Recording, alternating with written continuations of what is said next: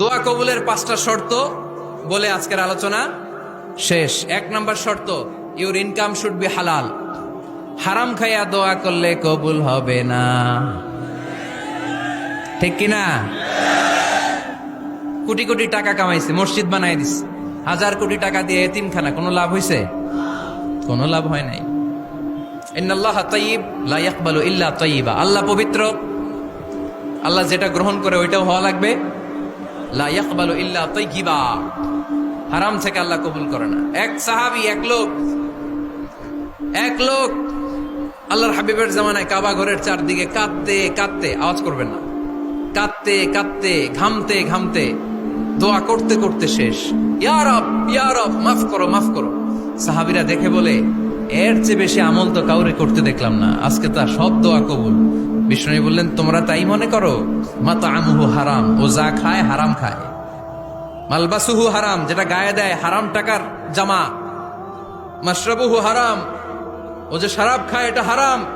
আন্না ইউস্তাজাবু লাহু, আল্লাহর কি ঠেকা পড়ছে তার দোয়া কবুল করার, ঠিক কি না? হালাল থেকে সামান্য দান করলে আল্লাহ কবুল করে। হালাল যারা খায় তারা মুস্তাজাবুদ দাওয়া।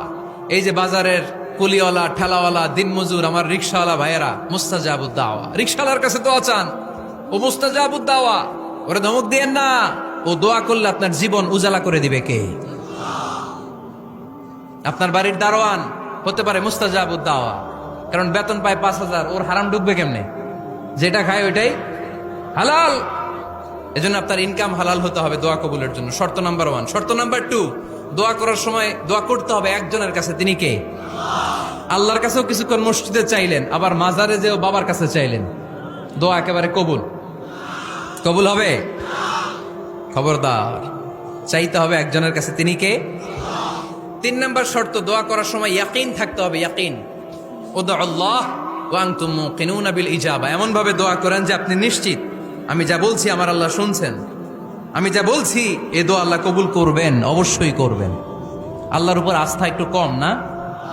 কম না বেশি? যার আস্থা বেশি তার দোয়া কবুল হওয়ার সম্ভাবনাও বেশি। আপনি যদি সন্দেহে, হায় রে দোয়াটা যে করতেছি না জানি কবুল না হয়, ওই দোয়া জীবনেও কবুল হবে? উদউ আল্লাহ ওয়া আনতুম মুকিনুনা বিল ইজাবা। এমন ভাবে আল্লাহর কাছে চাও যে তুমি নিশ্চিত কবুল হয়ে যাবে। 4 নাম্বার শর্ত, আল্লাহর হাবিবের উপর দুরূদ পড়া। পড়েন সাল্লাল্লাহু আলাইহি ওয়াসাল্লাম। আল্লাহর হাবিবের উপর দুরূদ পড়তে হবে দোয়া শুরুতে, মাঝে কিংবা শেষে। যদি আল্লাহর হাবিবের উপর দুরূদ না পড়েন, ওই দোয়া কবুল হবে? কুল্লু দুআইন মাহজুব মাওকুফ বাইনা সামাই ওয়াল আরদ হাত্তা ইউসাল্লা আলাইয়া। আল্লাহর হাবিব বলেন, জীবনে যত দোয়া করছো আমার উপর দুরূদ না পড়লে আকাশ জমিনের মাঝখানে এটা পেন্ডিং হয়ে থাকে। কি হয়ে থাকে? সবাই বলেন। পেন্ডিং শব্দটা কি আপনাদের কাছে অপরিচিত নাকি?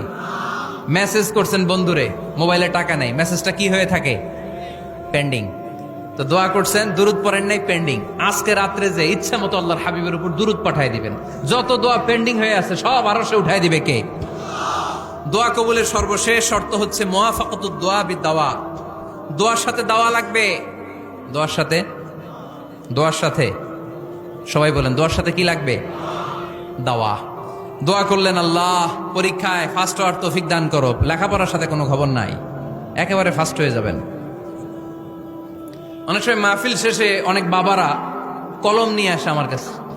আমি বললাম, ঘটনা কি? কলম হাদিয়া দিবেন নাকি? কয় না হুজুর। তো কি? বলে, এটা পড়ায় দেন। পড়ায় দেবো মানে?